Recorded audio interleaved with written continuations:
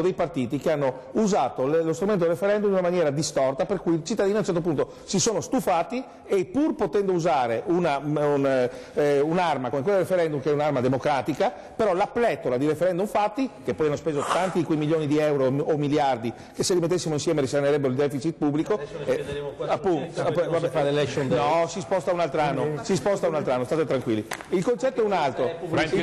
L'ha ribattezzata oggi, mi sembra, la Bossi Tax. Sì, se dovessimo vedere tutti i soldi che ci hanno fatto spendere certi partiti di sinistra per dei referendum mai votati dalla gente, capite che i nostri cittadini sono più maturi dei politici che li governano. State dando dei cretini ai cittadini che hanno firmato per il referendum, scusate. Perché i referendum sono firmati dai cittadini. Sappiamo bene tutti quanti quelli che sono qui seduti, come si prendono le firme. Perché sull'onda siamo al banchetto, arriva uno, firma, dai qua, firma, dai. La Lega. Ehi, intanto io non sono tuo amico, primo.